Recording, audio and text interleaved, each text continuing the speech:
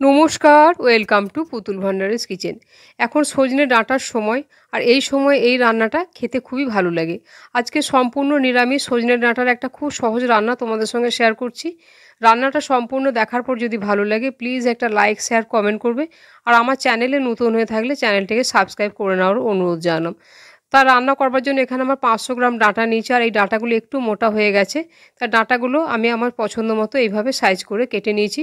তোমরা যেভাবে ডাঁটা কাটতে পছন্দ করো, ছোটো বা বড়, সেভাবে কেটে নেবে। আর এই যে সবুজ সবুজ অংশগুলো ছিল, এগুলো এইভাবে একটু করে ছালগুলো আমি ছাড়িয়ে নিয়েছি, কারণ এগুলো একটু মোটা হয়ে গেছে। আর এখানে দুটো মাঝারি মাপের আলুকে এইভাবে লম্বা করে কেটে একেবারে পরিষ্কার করে ধুয়ে জল ঝরিয়ে রেখে দিয়েছি।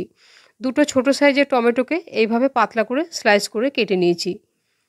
এখন আসছি রান্নায়। গ্যাস অন করে কড়াই বসিয়ে দিয়েছি। কড়াইয়ের মধ্যে 1 চামচ পরিমাণে দিয়ে দিলাম সর্ষের তেল, আর এতে দিয়ে দিচ্ছি 1 চিমটি পরিমাণে হলুদ। তেলটা যখন ভালো গরম হয়ে যাবে কেটে রাখা আলুগুলো দিয়ে দিচ্ছি। আলুটাকে কিছুক্ষণ নাড়াচাড়া করে একটু হালকা করে প্রথমে ভেজে নেব। এটা খুবই সহজ রান্না। এই রান্নাটা তোমরা সবাই করো, তো আমি যেভাবে রান্নাটা করি সেই রান্নাটাই তোমাদের সঙ্গে শেয়ার করলাম। আর এই রান্নাটা গরম ভাত দিয়ে খেতে খুবই ভালো লাগে। যখন আলুটা অর্ধেক ভাজা হয়ে যাবে তখন আমি দিয়ে দিচ্ছি সজনের ডাঁটাগুলো। সজনের ডাঁটাগুলো দেওয়ার পরে এখন খুব সামান্য একটু নুন দিচ্ছি, তাহলে ডাঁটাগুলোর ভেতরে নুনটা ঢুকে যাবে। আর একটু নাড়াচাড়া করে ভালো করে ভাজাটাও হবে। বেশ কিছুক্ষণ এটা নাড়াচাড়া করে আলুর সাথে ডাঁটাটাকে ভেজে নেব। কিছুক্ষণ নাড়াচাড়া করার পরে এটাকে 2 মিনিটের জন্য ঢাকা দিয়ে রাখবো। তাহলে বেশ কিছুটা নরমও হয়ে যাবে আর বেশ কিছুটা ভাজাও হয়ে যাবে। 2 মিনিট পরে ঢাকাটা খুলে দিয়ে আবারও নাড়াচাড়া করে সজনে ডাঁটার আলুটাকে ভালো করে ভেজে নিচ্ছি। আমার চ্যানেলে বিভিন্ন ধরনের সজনে ডাঁটা, সজনে ফুলের রেসিপি দেওয়া আছে, তোমরা চাইলে সেই রেসিপিগুলো একবার দেখে নিতে পারো। ডাঁটা আলুটা যখন এরকম ভাজা হয়ে গেছে, এগুলো আমি কড়াই থেকে একটা প্লেটের মধ্যে তুলে নিচ্ছি। ওই কড়াইয়ের মধ্যে দিয়ে দিচ্ছি আবারও 1 চামচ পরিমাণে সর্ষের তেল, আর খুব সামান্য পরিমাণে একটু কালো জিরে ফোড়নে দিয়ে দিলাম। এখন কেটে রাখা টমেটোগুলো দিয়ে দিচ্ছি। টমেটোগুলো যাতে তাড়াতাড়ি নরম হয়ে যায় তার জন্য সামান্য পরিমাণে এখানে একটু নুন দিলাম। নুন দিয়ে পরিমাণ মতো দিচ্ছি চা চামচে হাফ চামচ হলুদ, আর খুব সামান্য পরিমাণে একটু কাশ্মীরি লঙ্কা গুঁড়ো দিলাম। এটা ঝাল হবে না, কিন্তু তরকারির রঙটা দেখতে ভালো হবে। বেশ কিছুক্ষণ এটাকে নাড়াচাড়া করছি কম আঁচে। নুন দেওয়া আছে, টমেটোটা বেশ তাড়াতাড়ি গলে যাবে। এখন এটাকে আমি কম আঁচে একবার ঢাকা দিয়ে রেখে দেবো আর মশলাটা বানিয়ে নেবো। শিলপাটাতে মশলাটা করব, তার জন্য নিয়েছি 1 টেবিল চামচ নিয়েছি পোস্ত, আর এখানে চা চামচের 1 চামচ দিচ্ছি হলুদ সর্ষে। এর জায়গায় তোমরা কালো সর্ষেও নিতে পারো, বা 2 রকম সর্ষে পোস্ত দিয়েও মশলাটা করতে পারো। ঝালের জন্য 2টো কাঁচা পাকা লঙ্কা নিয়েছি। এখন সর্ষে পোস্তটাকে ভালো করে মিহি করে বেটে নিচ্ছি। তোমরা চাইলে সর্ষে পোস্তটা শুকনো অবস্থায় একটু মিক্সিতে ঘুরিয়ে নিয়ে তারপর জল আর কাঁচা লঙ্কা দিয়ে খুব মিহি করে পেস্টটা করে নেবে। খুব ভালো করে মশলাটাকে বেটে নিতে হবে। মশলাটা যত ভালো করে বাটা হবে এই রান্নাটা খেতে খুবই ভালো হবে। আর এই রান্নাটা গরম ভাতে খেতে খুবই ভালো লাগে।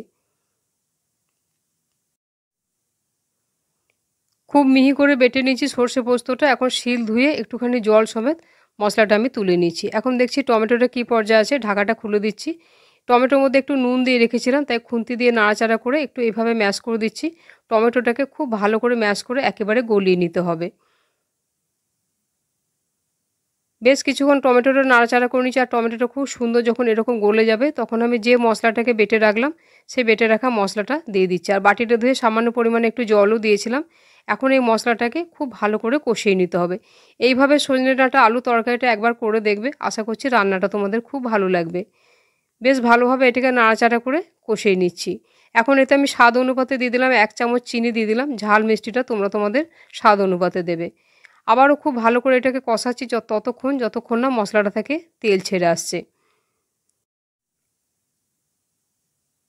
বেশ আস্তে আস্তে কম আঁচে নাড়াচাড়া করে মশলাটাকে কষিয়ে নিচ্ছি। মশলাটা থেকে হালকা হালকা করে তেলটা ছাড়তে শুরু করেছে। এরকমভাবে এই মশলাটাকে কষিয়ে নিতে হবে। আর মশলাটা যাতে না পুড়ে যায় তার জন্য সামান্য পরিমাণে একটু গরম জল দিয়ে দিলাম। গরম জল দিয়ে আবারও একটুখানি নাড়াচাড়া করে দিলাম। এখন আমি যে আলু আর সজনে ডাঁটা ভেজে রেখেছিলাম সেগুলো দিয়ে দিচ্ছি। এই আলু সজনে ডাঁটাটাও মশলার সাথে বেশ কিছুক্ষণ কষিয়ে নিতে হবে।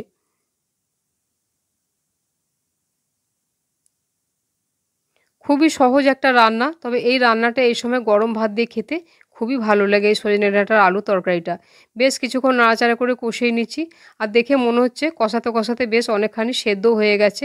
একটু আলু আমি দেখে নিচ্ছি, আলুটা বেশ অনেকটা সেদ্ধ হয়ে গেছে, আর সজনে ডাঁটাগুলো অনেকখানি সেদ্ধ হয়ে গেছে।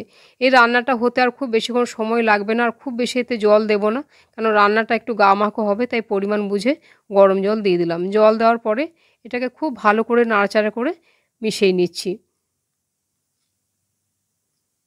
এখন আমি ওপর থেকে দিয়ে দেবো ২ টো চেরা কাঁচা লঙ্কা। এই কাঁচা লঙ্কার গন্ধটা এই রান্নাটার মধ্যে খুব ভালো লাগে। এখন মাঝারি আঁচে এটাকে ৫ মিনিটের জন্য ঢাকা দিয়ে রান্না হতে দেব।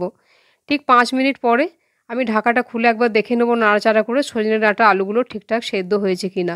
একবার ভালো করে নাড়াচাড়া করে দিচ্ছি আর একবার দেখে নেব খুব সুন্দর সেদ্ধ হয়েছে কিনা। আলুটা খুব সুন্দর সেদ্ধ হয়ে গেছে, সজনের ডাঁটাগুলো খুব ভালো সেদ্ধ হয়ে গেছে। আর এই যে গ্রেভিটা আছে এটা রাখতে হবে, তাহলে এটা ভাত দিয়ে মেখে খেতে খুবই ভালো লাগবে। আর আমার এতে কিছু দেওয়া নেই, গ্যাসের ফ্লেম আমি অফ করে দেবো।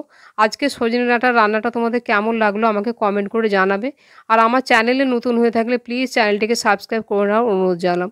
রান্নাটা সম্পূর্ণ দেখার জন্য ধন্যবাদ। তাহলে আবার অন্য কোনো দিন দেখা হবে অন্য কোনো রেসিপিতে। সবাই ভালো থাকবে। নমস্কার।